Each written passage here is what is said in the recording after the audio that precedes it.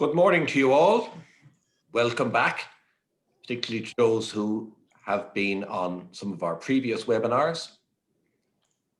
Today's webinar we've titled Managing Underperformance, the Elephant in the Room, and we're going to try to explain, I suppose, why we've called it the elephant in the room as we go through our webinar this morning.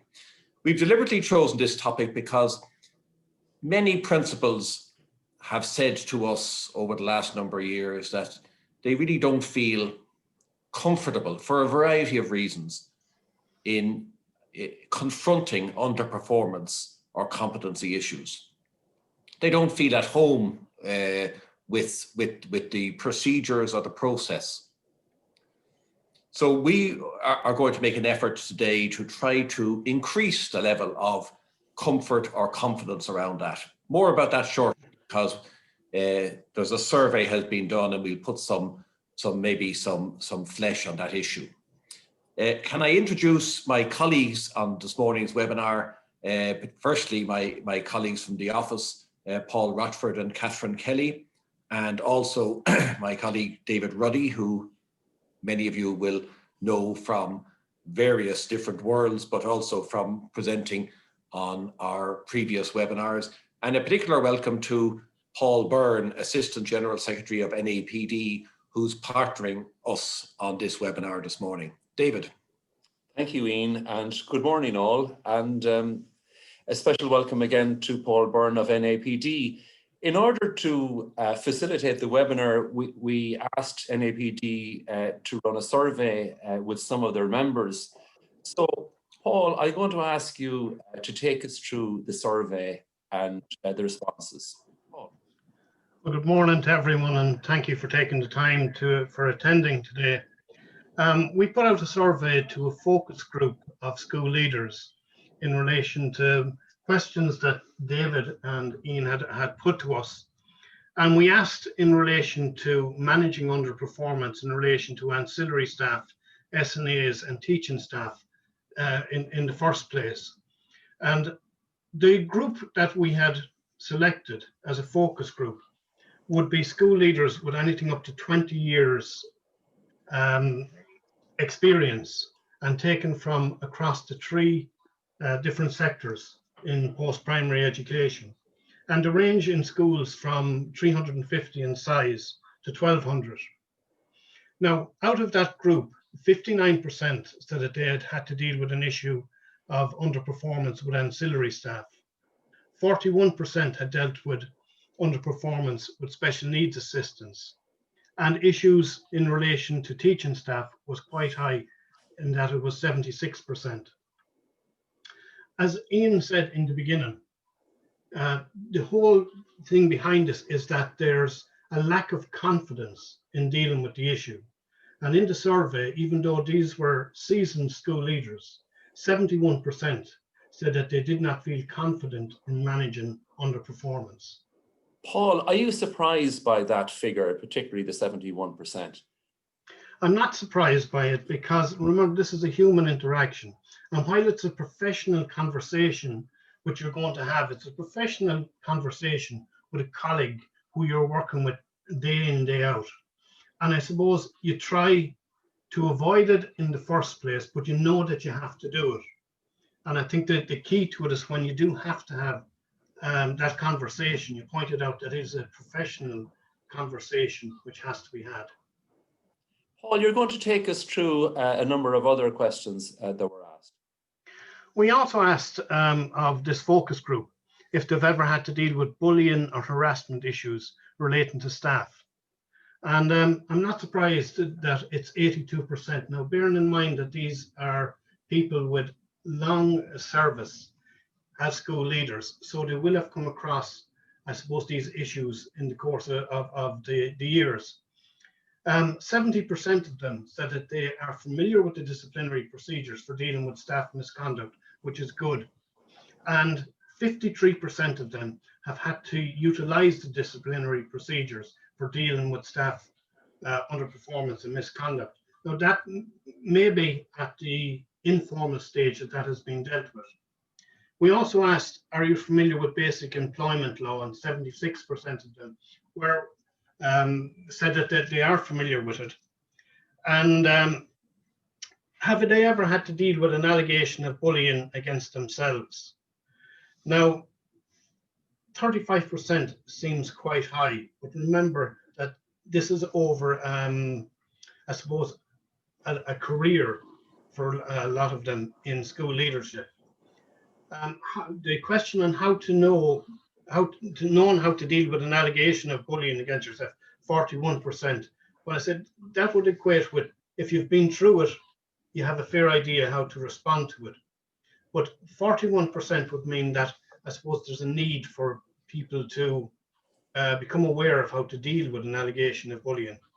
And the other thing there is that data requests from disgruntled members of staff, whether that be after post competitions or that, 41% have had to comply with a data request. That can also be include, I suppose, data requests that sometimes come in for other reasons. Thanks for that, Paul, and we're going to come back to you in a couple of minutes. So Ian, Paul provided us with these results, and from your long experience in dealing with employment law issues, and indeed that of others on our team, we've come up with a response, as it were. Would you like to take us through what we're hoping to achieve today? Thanks, David. I mean, the aim of today's, as I said earlier on, the aim of today's webinar is really to try to make principals more at home with the procedures. So the competency procedures. So we have drawn up a sort of a broad list of issues that we feel are at least part of the discomfort that principals have. We're going to be looking at, you know, an issue that arises in early stage. Is it a competency issue, or is it a conduct issue? Or sometimes is it an issue of both? That's not unusual. We're going to be talking about whose responsibility it is to address competency issues. And we're conscious of the fact that we're speaking to principals today. So David will be speaking in a moment about the fact that, you know, this is your gig, your baby, unfortunately for you.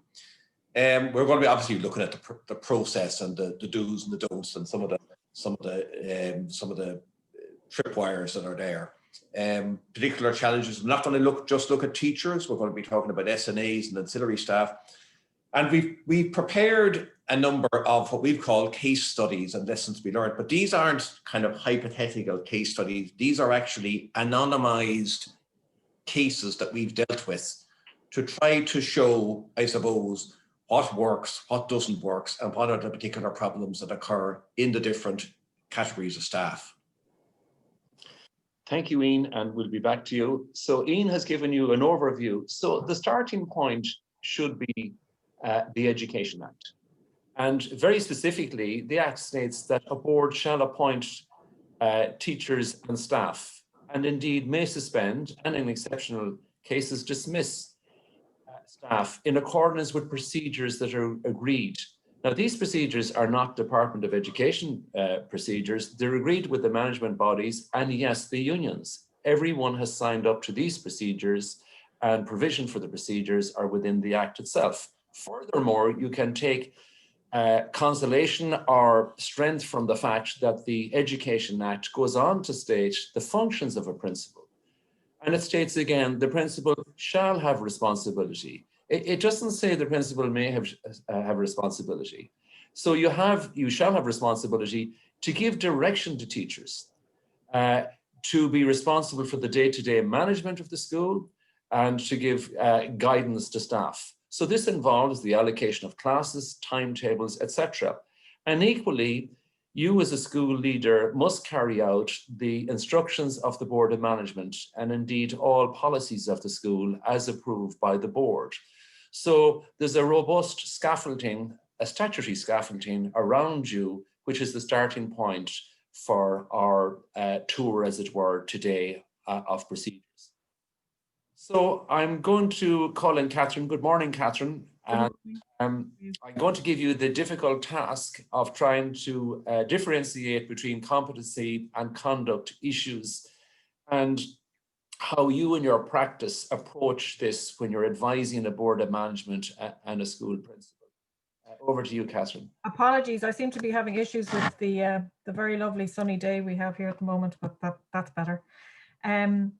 Yes, there are two separate procedures, competency and conduct, and it's very, very important that you have a look at those. They're in the same document, but they're very, very different.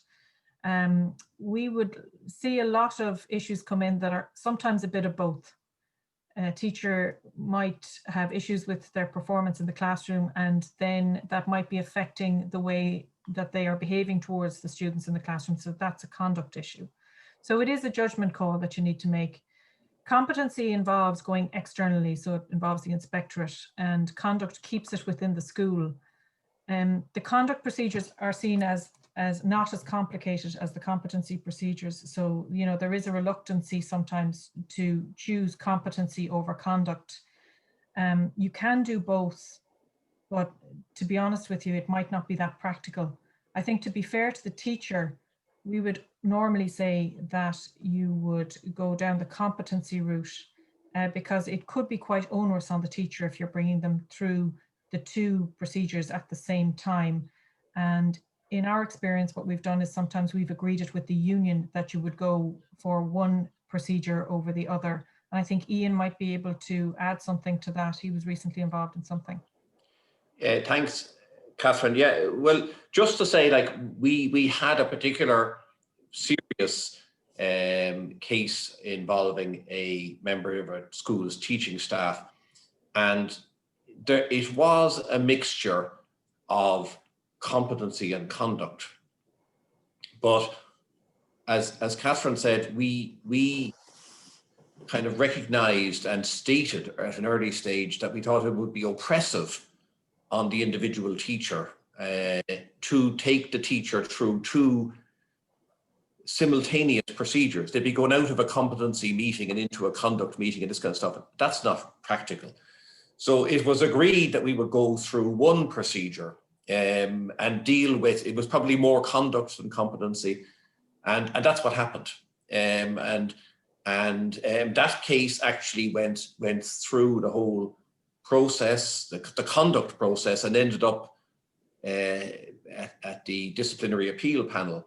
And the school's approach and decision was upheld.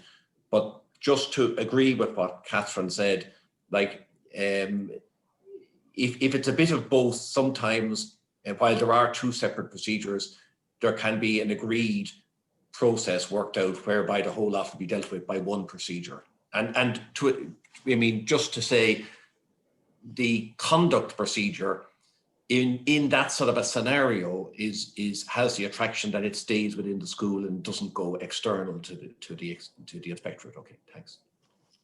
And notwithstanding what Ian has said, Catherine, and what you yourself have alluded to in relation to the procedures, there's a huge kickback. I mean, a lot of schools and boards are not dealing with this. And why do you think that's so? And what are you coming across?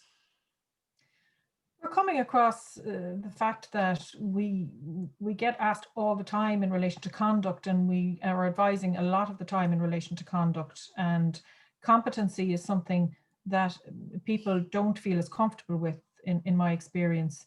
And that's the traditional response, which was, you know, it's something that the inspectorate needs to deal with. It's not something that the school deals with, but actually it is something that the school needs to deal with and the principal needs to deal with under the disciplinary procedures.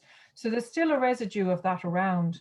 It's better for the school environment, for, you know, the students, the other staff, for the principal to actually deal with it, and not, it's not sustainable to just leave it and not deal with it. So I would say that you need to go to the procedures and try and work through them.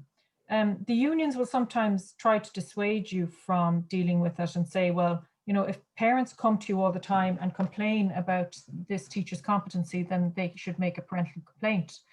But we would always say that there's no obligation to go through the parental complaints procedure first. You can deal with it yourself as principal.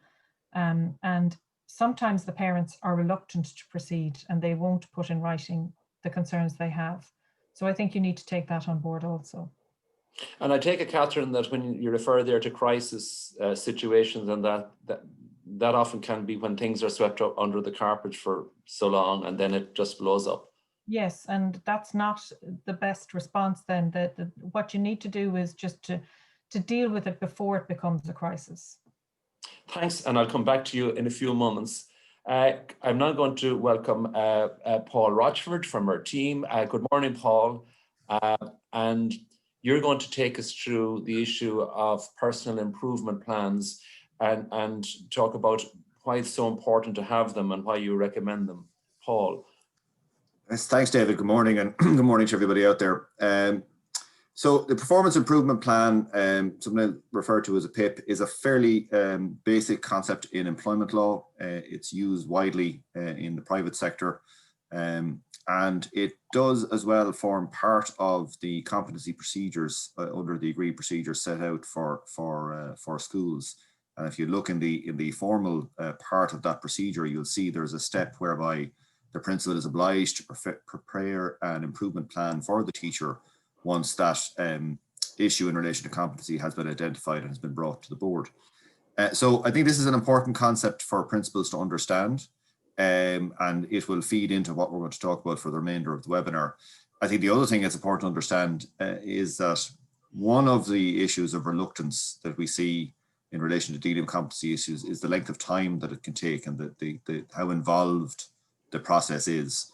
And whether it's reassuring or not, I would just say that from our own experience in dealing with employment cases outside of the education sector, managers in those industries would have a similar issue and a similar complaint in relation to dealing with competency issues.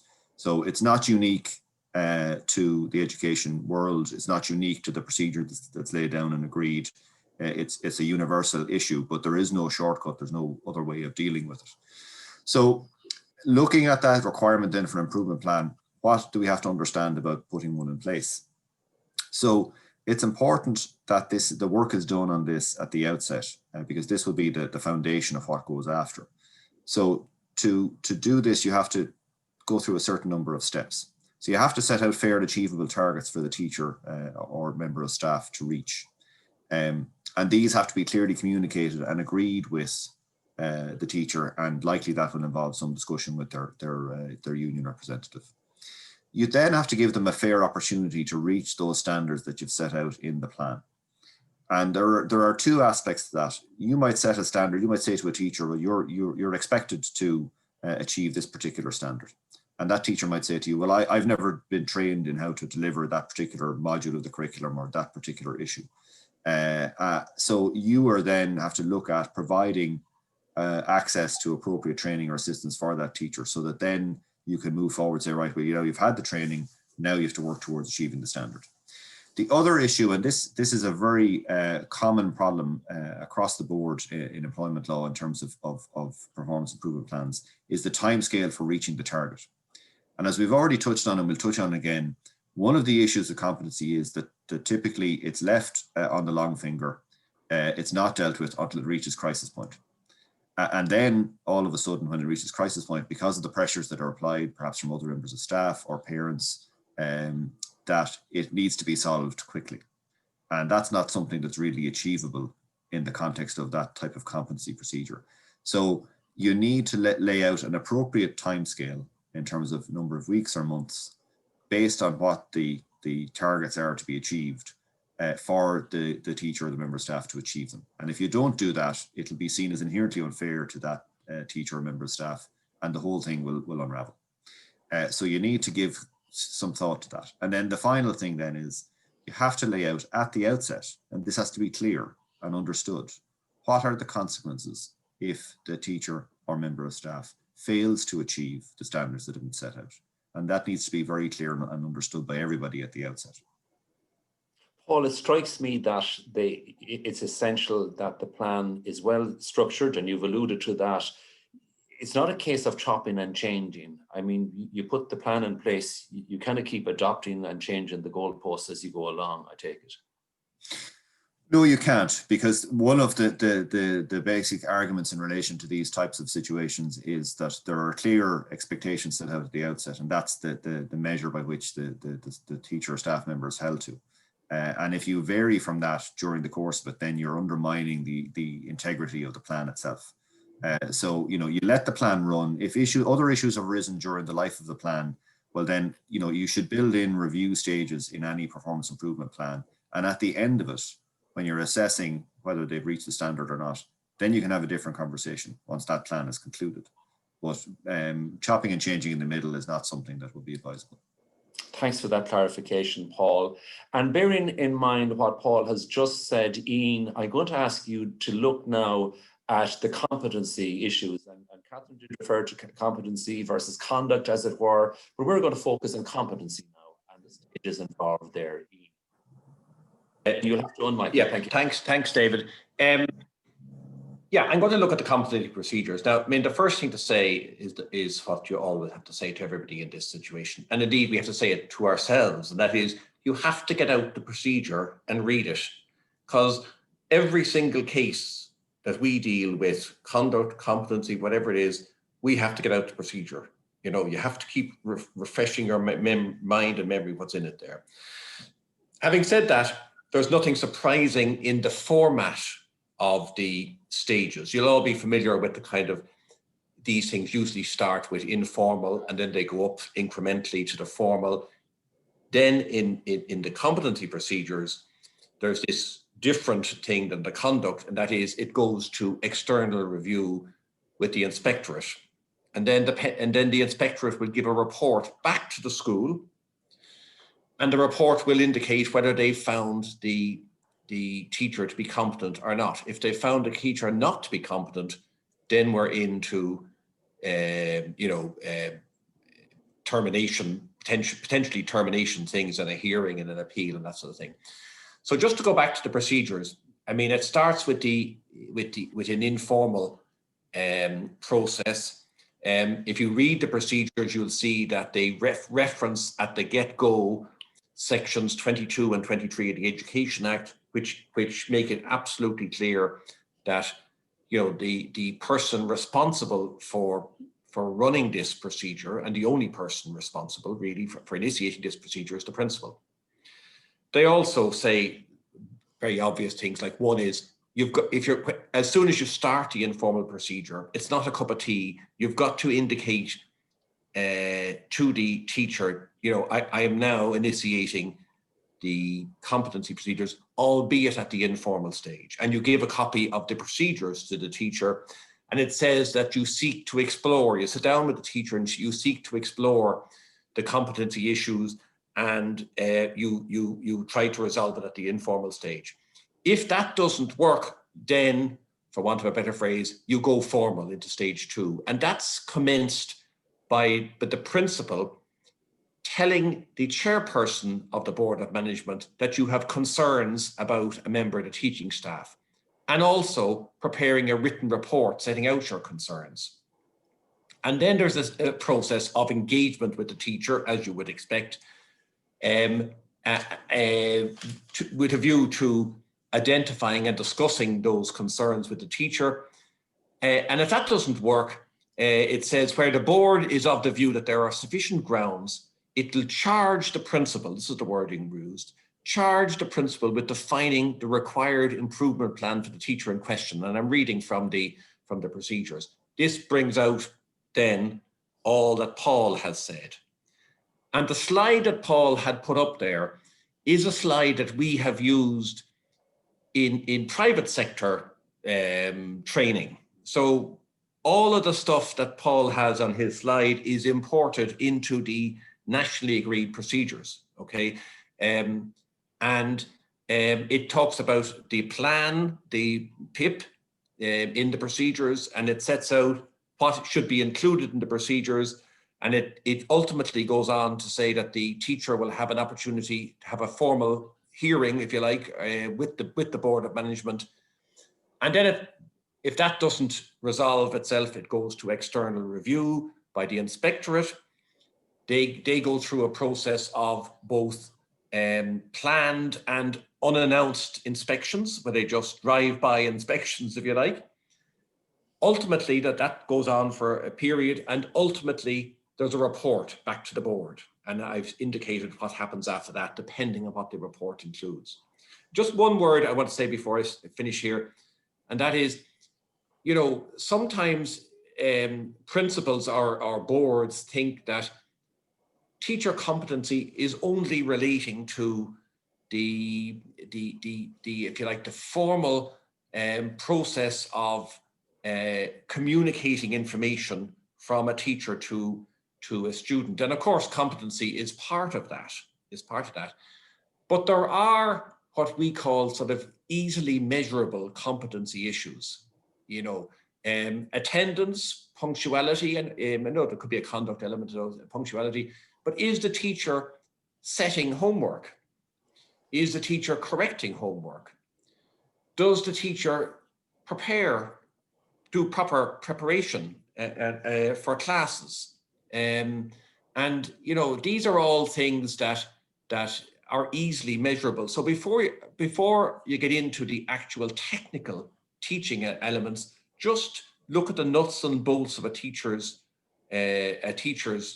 operation. Can they maintain discipline and order in the class so that children can learn? If not, that may be a competency issue. David? Ian, these procedures are excellent, and they were brought in as a result of a demand by the management bodies, rightly so, and in fairness, with the support of the unions. We have 70,000 teachers in the system, and yet why do I hear from the PDST, who will offer wonderful service at stage 1, the initial stage there, wonderful support, and the Department of Education Inspectorate will come in at stage 3. Why is there virtually little or no uptake? We're talking about half a dozen cases in any 1 year. What's wrong? Excellent procedures and no uptake. Well, not only is there little or no uptake of PDST, as you said, maybe a dozen things, but you mentioned earlier on 70,000 primary and secondary school teachers. I think there's about 12 or 15 teachers out of the 70,000 that have been brought fully through the competency procedures, which is incredible if you think about it. The numbers are just absolutely incomprehensible. And the only explanation I can give is what I suppose Paul from NAPD and Catherine referenced earlier on, and that is, for whatever reason, we have to acknowledge principals do not feel comfortable. They may feel they're putting themselves at risk, and we might talk about that later. They may feel the procedures are protracted, and they are, by the way. And one of the things that I will say now, and I will say again in a few minutes, you know, the time to deal with these things is not when there's a crisis, when you've got a tsunami of parents and sometimes student complaints coming at you. You can't skip the competency procedure stages. You can skip the conduct procedure stages if the conduct is sufficiently serious. You can go to the stage 4. There is no facility, either in teaching or in private sector employment, for skipping the competency procedures. So start early is our message. Thanks, Ian. And you did mention Paul Byrne, and I'm going to bring Paul in now. What's the NAPD view, Paul, on this? And you know, Ian has answered my question, but you must have a view also. I would think from what Ian is indicating, that the 14 or 15 that are coming through to stage 3, that a lot of it is being dealt with in stage 1 and a certain amount in stage 2, and it has been resolved satisfactorily from the point of view of the school at those stages. The lack of engagement with PDST, I'm assuming that's on an individual support basis. But I know that Yes. Most school leaders, if they're trying to, I suppose, deal with an issue of underperformance, you would normally provide support to a full curriculum group, and that you would invite the PDST to work with your full English department or your full maths department, in the hope that the rising tide will lift all the ships to some extent. While we say there is reluctancy to deal with it, I think every principal in the country knows that it's something that you can't shy away from. You have to have the professional conversation. You do it from the point of view that you, as Paul had said, you point out that this is a process which you're engaging in, but it's a process which you're going to try and support the teacher in coming out the far end of it. A lot of the time, it does work. Change doesn't happen overnight, and it is a lengthy process. And I suppose we have to be aware of that.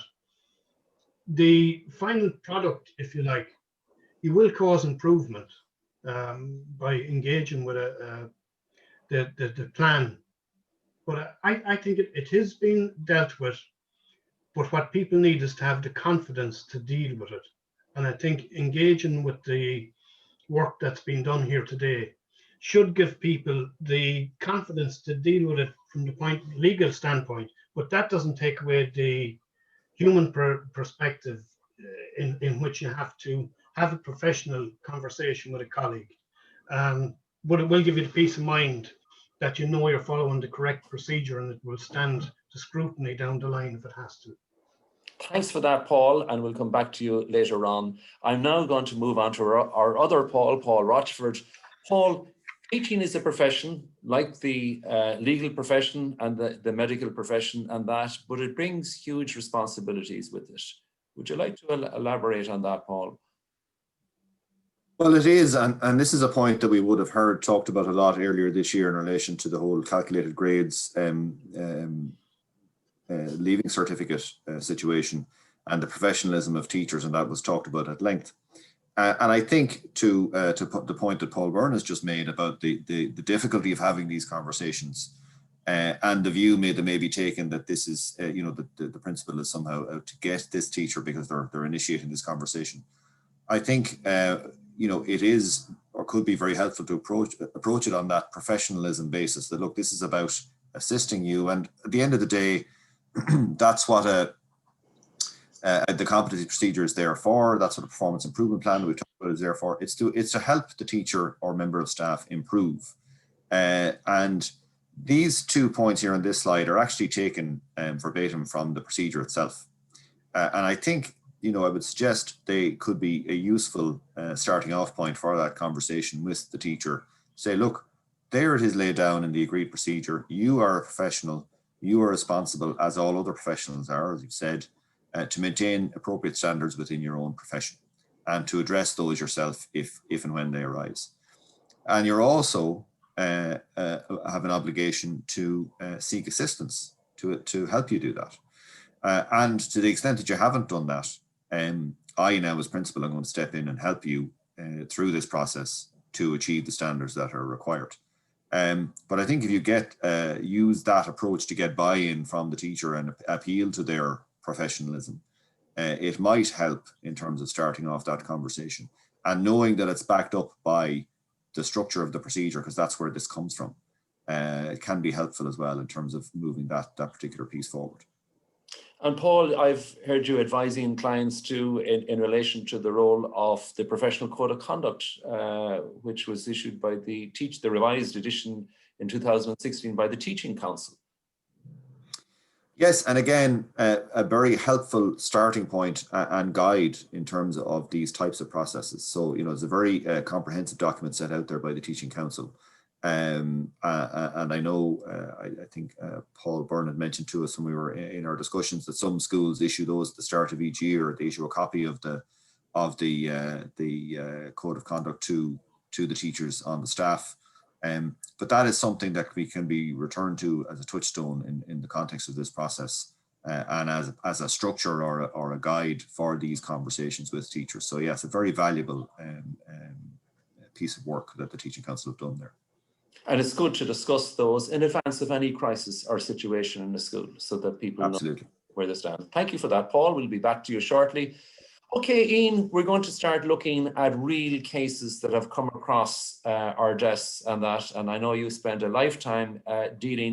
professional lifetime dealing with this issue and advising school boards and principals. So would you like to take us through a typical case that you would have? Well, this is not only typical, David, it's actually a particular case, obviously anonymized, of a teacher that we dealt with.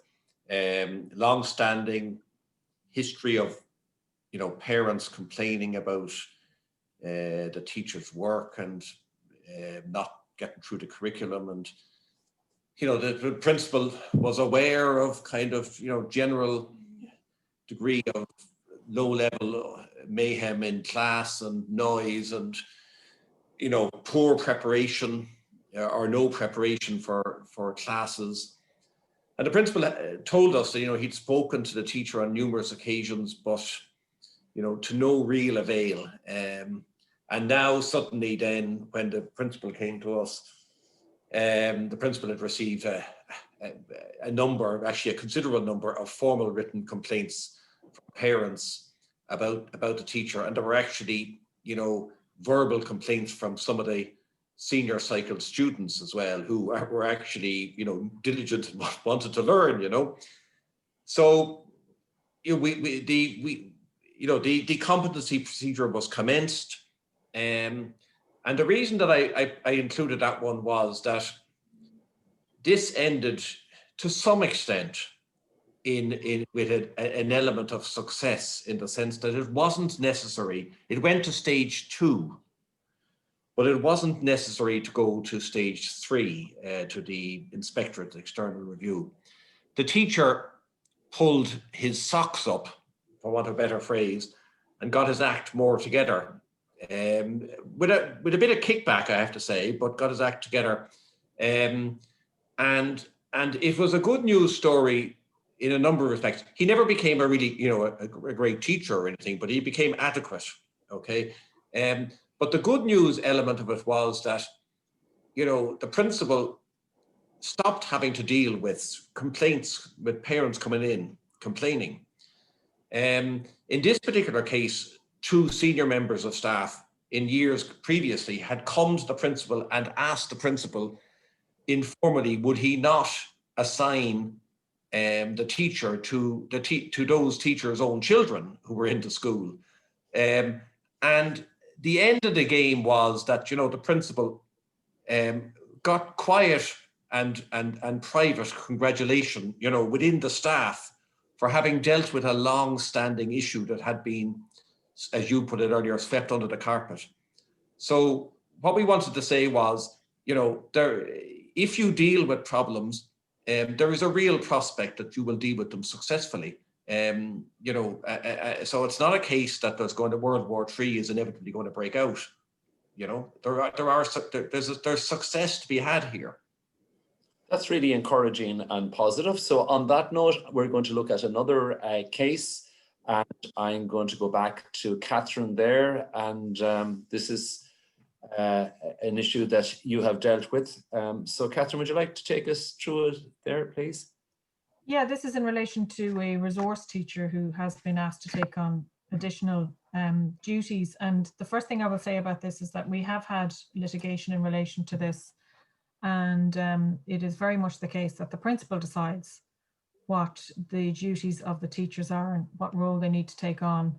So she has refused here and states that one-to-one teaching is her priority. And to be quite honest, that's not a decision for her to make. And while this kind of looks like a conduct issue, you need to maybe look at it another way and think, is this a competency issue too?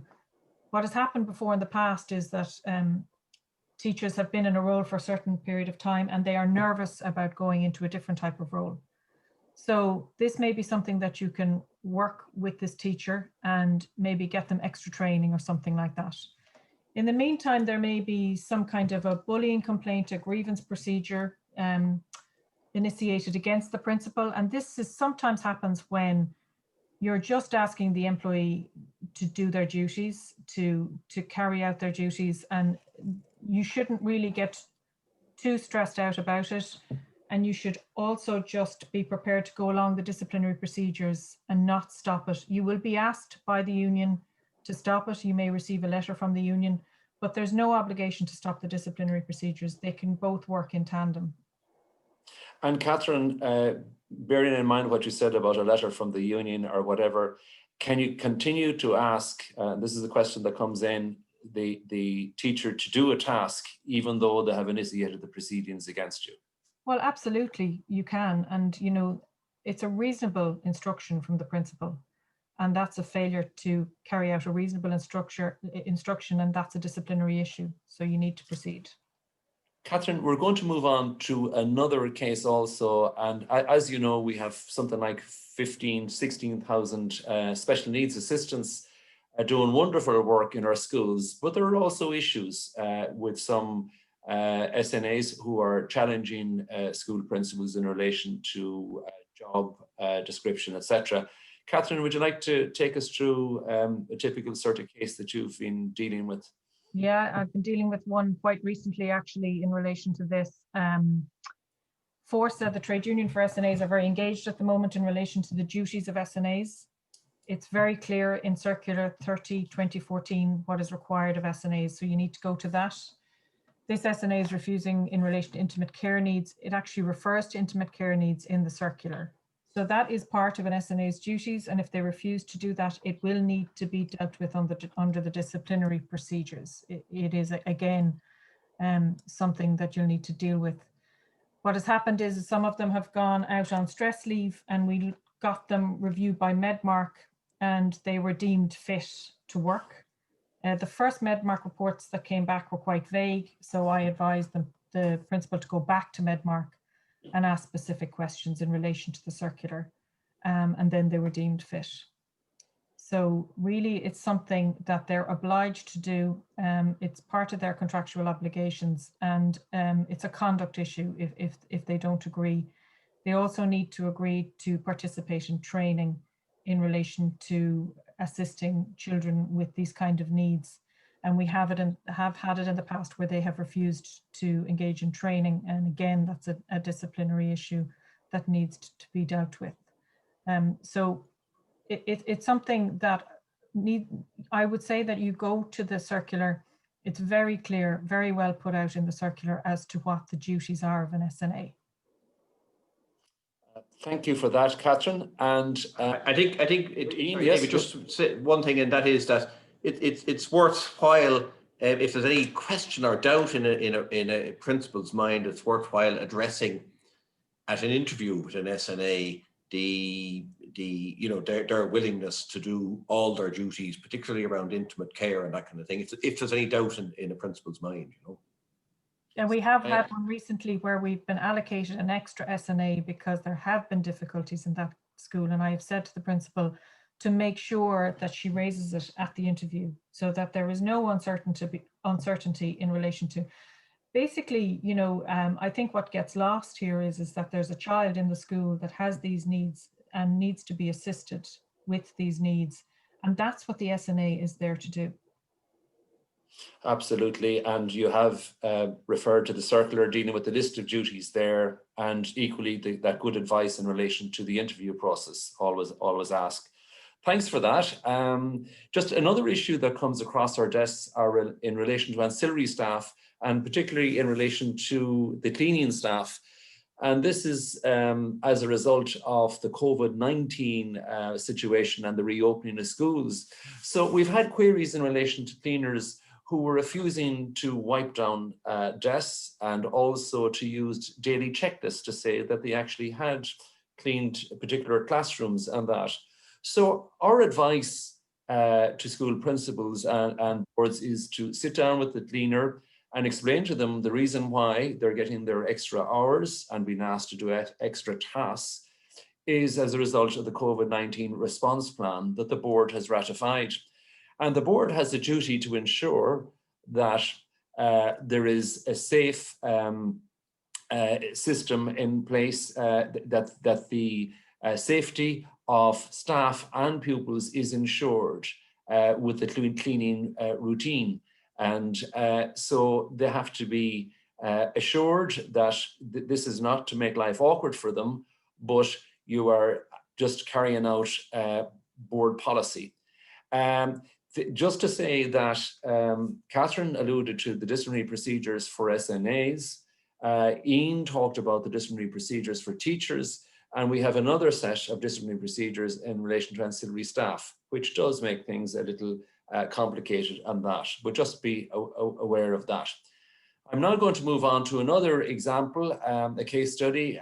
Paul has a very energetic caretaker. So Paul, would you like to go up on the roof with the caretaker or whatever? We leave it over to you there. Certainly, David. So this is one of those situations, and it's becoming more common, certainly in the last year or two, involving ancillary staff, and particularly ancillary staff who may have been with the school for a very long time and are now of a particular age, and issues arise. So while it touches on competency, the root of that competency may be in a capability issue from a medical point of view, as to their ability to complete the tasks that they're assigned to. So there are a number of kind of crossovers here, different areas of law. So you have competency issues, you have capability issues, and the whole issue of kind of health and safety as well. And because of their age, you have an issue in relation to age discrimination. So this is not an area to be entered into lightly, or as the great George Hamilton would say, danger here. So, what do you have to consider? What do you have to think about? Well, the first issue is what are the duties you're asking this employee to do? I had a call last year from a school where they'd recently discovered that their school secretary was 72 years of age. I don't know how they suddenly discovered that, but they did. And one of the first questions I asked them was, well, is she capable of doing the work that she has to do as school secretary? And said, well, yeah, she is. Well, then I said, well, and what's the problem? So, there may be a simple answer to it, and you may be able to deal with it in that way. Caretakers can be a bit more difficult because of the nature of work they have to do. So you have to determine, first of all, what the duties are, and then determine whether or not there's an issue in relation to their competency or capability to do the job. And that has to be based on medical evidence. So you have to go to your occupational health provider and get a view from them as to what the level of capability of this individual is. And that covers the range of getting up on the roof. You may have some issue in relation to the current situation, refusing to wear a mask. Is there a medical basis for that or not? Things like forgetting to lock the school, that could be a one-off or it could be a sign of something else. So, it's something to be approached with caution and with due consideration and deference to an employee who's probably been with the school for a very long time, and should be accorded an appropriate amount of respect on that ground. But equally, you have to be clear that it's safe for them to continue to do the work that they're being employed to do. And for that, you have to rely on the medical advice. So lots of things to consider in that, not something to be entered into lightly, I would suggest, but certainly something that needs to be dealt with. They're not easy situations, but they do need to be dealt with. Thanks for that, Paul. And we're now coming towards the final piece of our webinar, and avoiding pitfalls is the next piece we look at. And Dean, you're going to summarize really what we have been saying on that. So I'll ask you to come in here, please.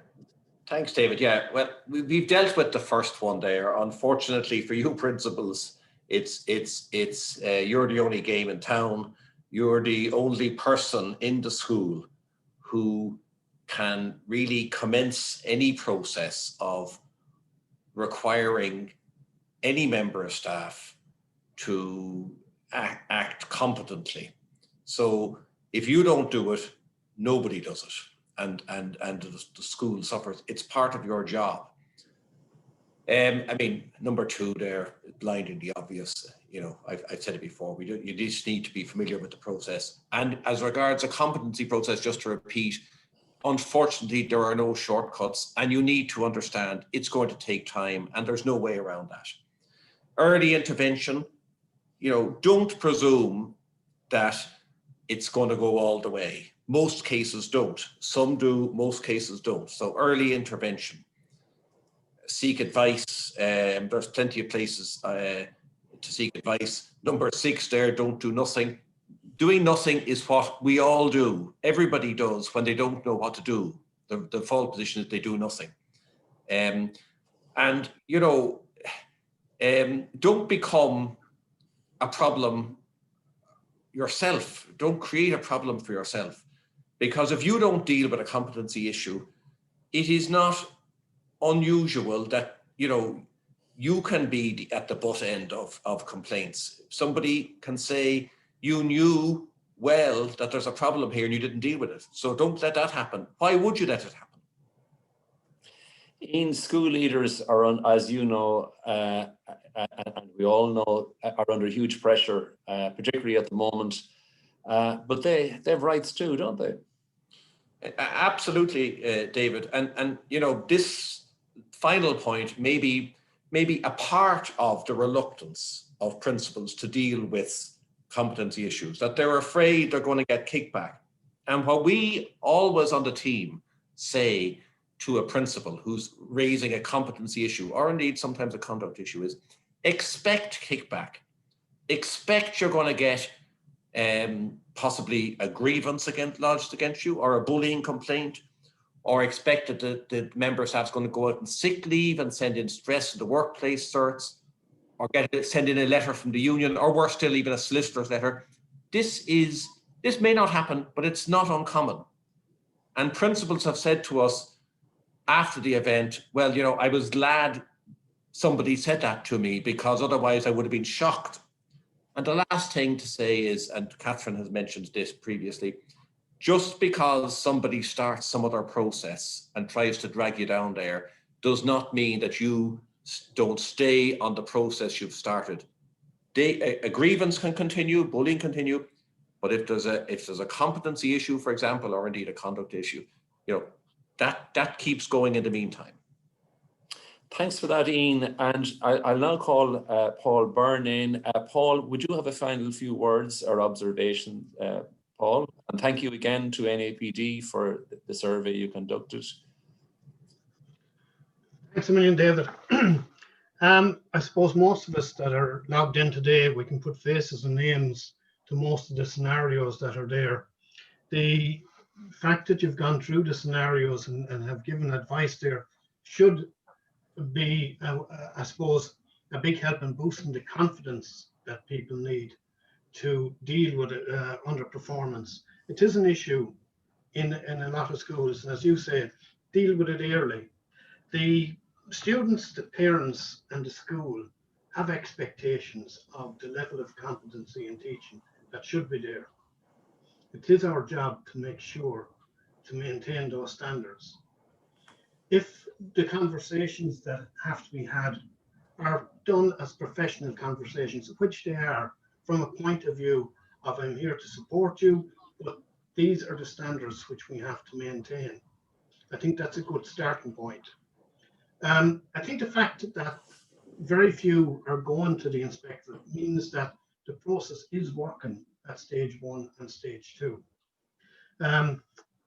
And I'd like to thank Ian, Catherine, Paul and David for the very informative presentations. And I'd like to thank Mason Hayes Curran for a lot of the webinars which you've done, which have been on point since the lockdown and have been a great source of support for school leaders across the country. I'd like to thank all those who have logged in today to the webinar, because I know how busy you are in schools. And I hope you found the webinar beneficial, and I hope it's given you the confidence to deal with the elephant in the room. And we look forward to continued engagement with Mason Hayes Curran, because I think it's to our benefit that we engage with you, because we learn an awful lot.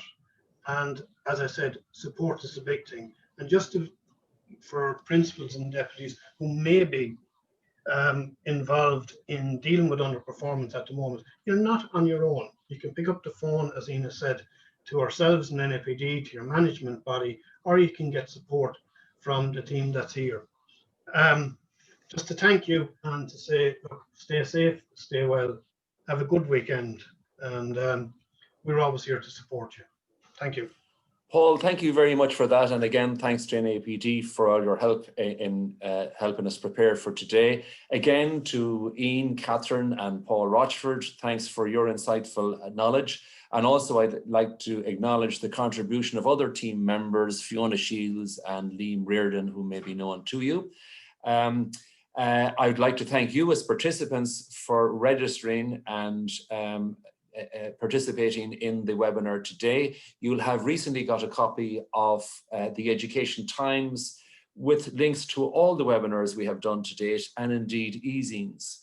If we can be of help to you in relation to this issue of underperformance, or indeed any other issue, please feel free to contact us at our details above. Thank you very much and have a nice weekend. Thanks. Bye.